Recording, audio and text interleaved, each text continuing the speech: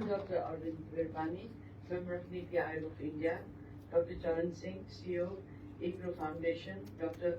Ashok Vishandas, former Chair, Commission for Agriculture, Cost and Prices, Professor Abhijit Wahle, Registrar Kathmandu University, all the ambassadors here, distinguished scholars, delegates and friends.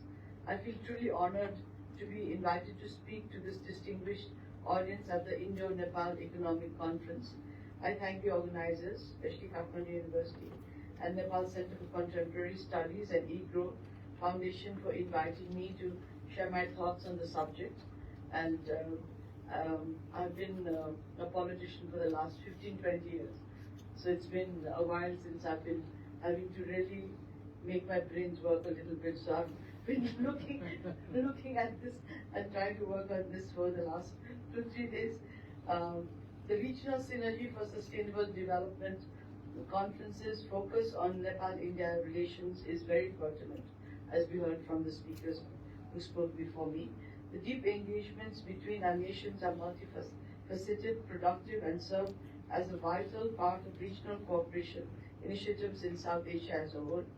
Dear delegates and friends, let me start by reiterating Right Honorable Prime Minister of India, Shri Narendra Modi's statement about India and Nepal relations at Nepal's Constituent Assembly on 3rd August 2014. I quote, हमारे संबंध कागज की कश्तियों से आगे नहीं बढ़े हैं, हमारे संबंध दिलों के दास्तान कहते हैं. Indeed, our relations are built on the bonding of hearts and shared social, cultural and heritage values. Social, cultural values and heritage. I believe India and Nepal are amongst the nearest and dearest of neighbors in the world today. Our shared geography forms all that is south of the Himalayas, and our bond is underlined by broad cultural unity and economic complementarities, as we also just heard from the previous speaker. Rivers that flow wholly from Nepal's mountains are a source of life to all our friends and families living on the Indian plains, whilst the clouds that form above the Bay of Bengal are the source of snow and rain in Nepal. India is our largest trading partner, significant contributor in foreign direct investment, and a transit country for our international trade and connectivity. We feel that the people of India have always been on the side of the Nepalese people in our tryst with democracy. India's dedicated support in education, health, infrastructure development, institution building, and industrialization of Nepal further consolidates and deepens this bond. Multifaceted family ties, religious pilgrimages, and cultural festivities have kept us close for generations, while in the recent years, substantive progress has been made in expanding and deepening bilateral economic cooperation through formal channels. There has been good progress in organizing regular meetings of bilateral mechanisms to implement important past agreements and to chart out a longer-term vision that seeks the mutual benefit of both our nations. And I'm so happy that we are going to be starting a forum like this, where many things that cannot be openly discussed or cannot be easily discussed in formal channels can be thought through in closed-door meetings, in situations like the one that we are now trying to create. It is important to note that major cross-border infrastructure projects such as the integrated checkposts, rail linkages, petroleum product pipelines, power transmission lines, roads and motorable bridges have been built via this formalized economic cooperation. Most recently, never before seen progress was made in cross-border electricity trade between the two countries. The starting point of this initiative was the groundbreaking agreement that was reached between Prime Minister Shri Modi ji of India and former Prime Minister Shri Deoba ji of Nepal during the latter state visit to India in April of 2022 as Prime Minister. Envisioning the export of power equivalent to 10,000 megawatts from Nepal to India within a framework of 10 years was the key point of this agreement. Amongst the groundbreaking agreements reached at that juncture in the power sector were joint development of power generation projects in Nepal, development of cross-border transmission infrastructure, bi-directional power trade with appropriate access to electricity markets in both countries based on mutual benefits, market demand, and applicable domestic regulations of each country, coordinated operation of national grids, and institutional cooperation in sharing latest operational information, technology, and know-how. This agreement serves as a strong region for hydropower developers from India to view Nepal's energy market as one worth investing in. Moreover, the very recent signing of a historical tripartite power sales agreement has enabled Nepal to sell 40 megawatts of power to Bangladesh via the Indian grid. We highly appreciate the leadership in India creating the environment for this breakthrough. With a view to further advancing economic cooperation, the promotion of trade between the two countries is also a top priority. However, it is a matter of concern that the trade between Nepal and India is very asymmetric. For every rupee of goods and services exported to India, Nepal imports 10 rupees worth of goods and services. Consequently, the widening trade deficit that India alone has reached almost 1/6 of Nepal's gross domestic output. The issues over sustainability of Nepal's trade deficient needs to be seriously addressed. Thus, I hope the deliberations at this forum will discuss innovative ways for collaboration to support the expansion and diversification of Nepal's trade to India to ensure its sustainability and economic cooperation on a more equal footing.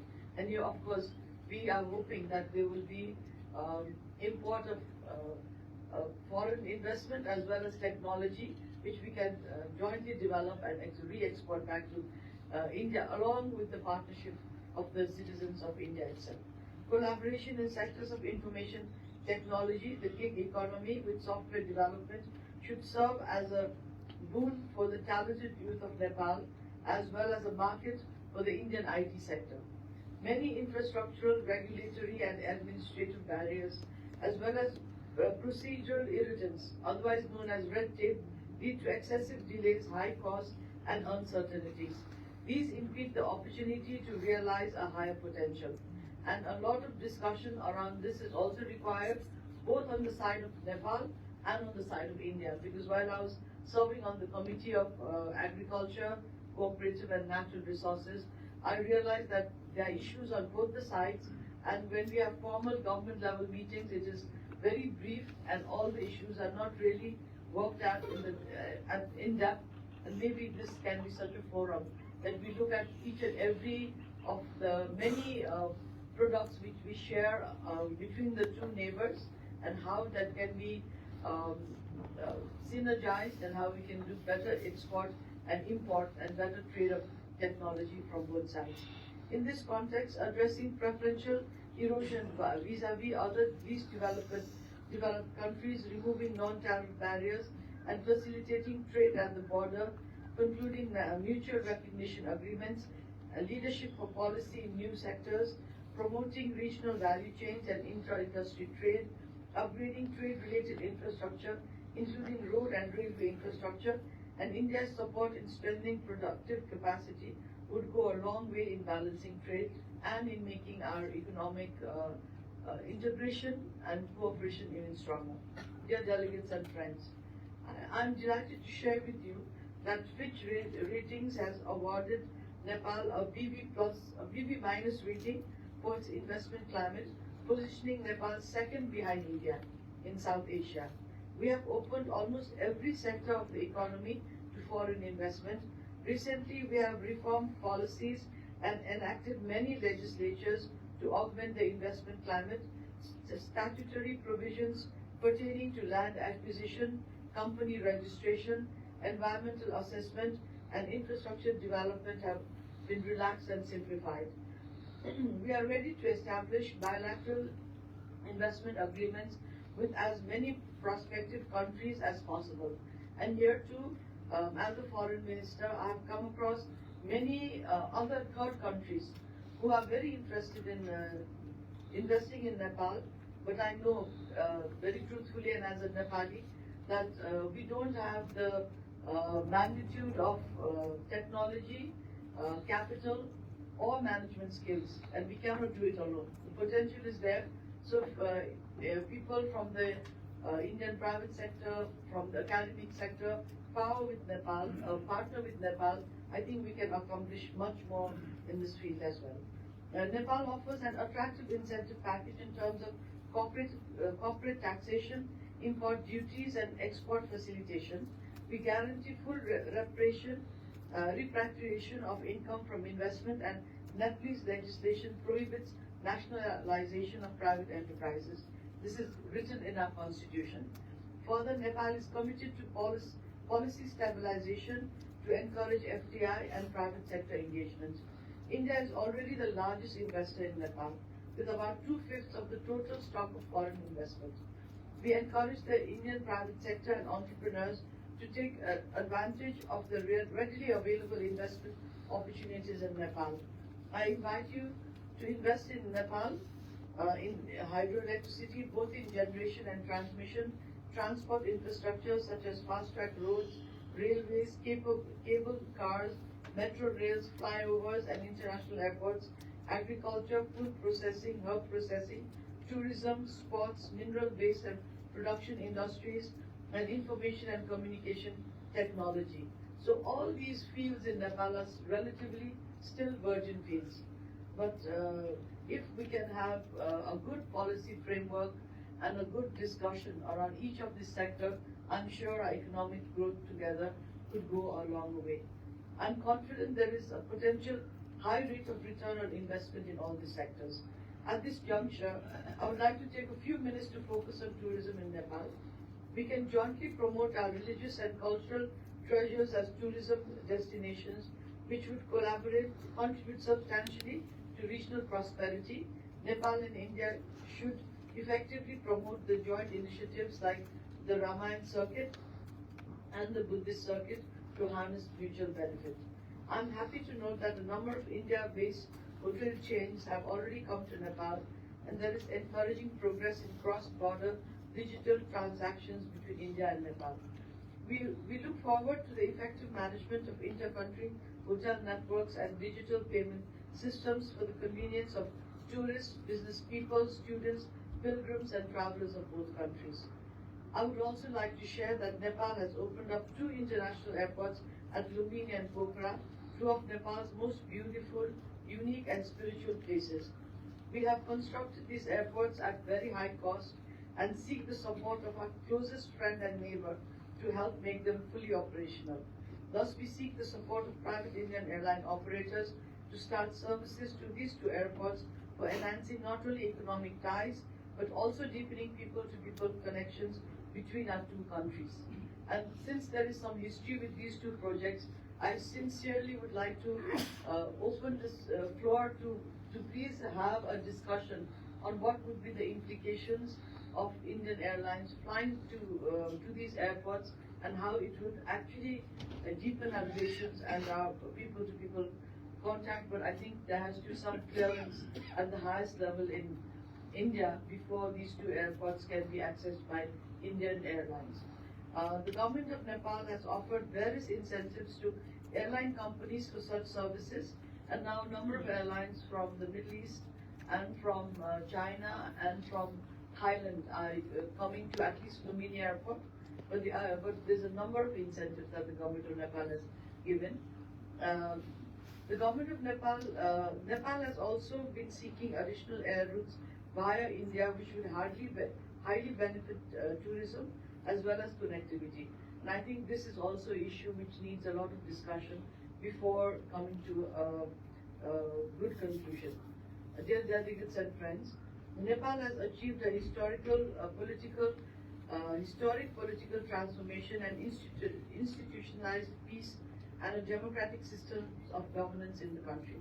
Now our priority is to secure rapid social economic growth to bring peace and prosperity to our people.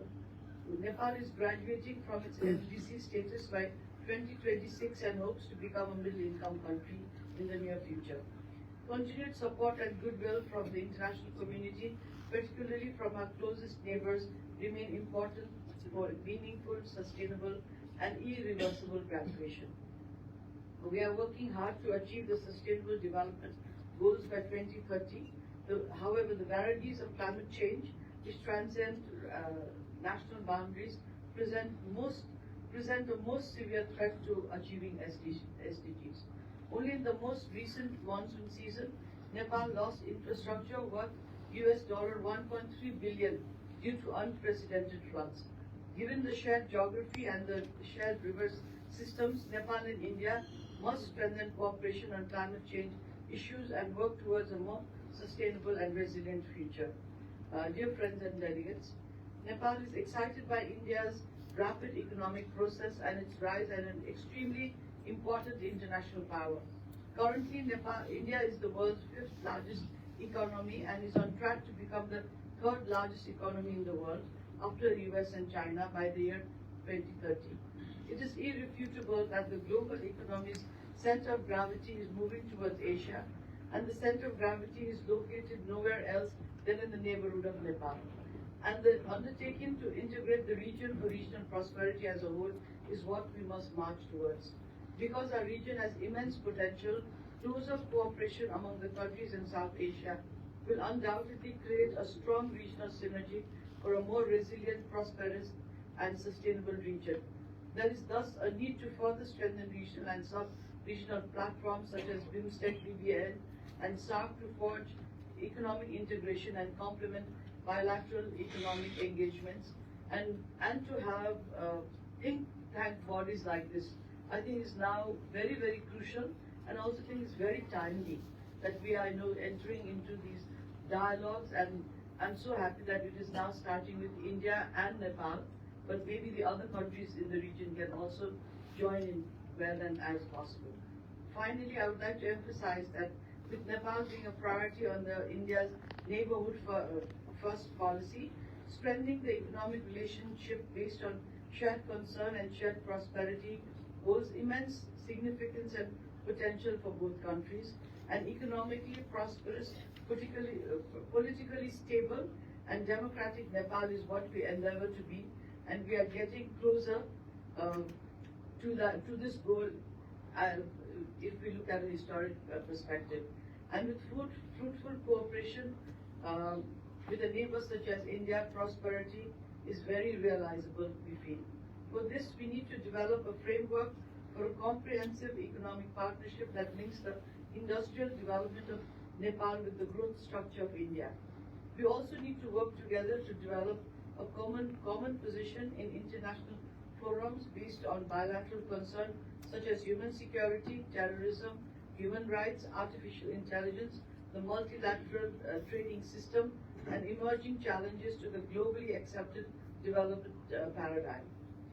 I hope the deliberations during this conference will be fruitful in generating new insights for further expanding Nepal-India economic interlinkages as well as regional integration.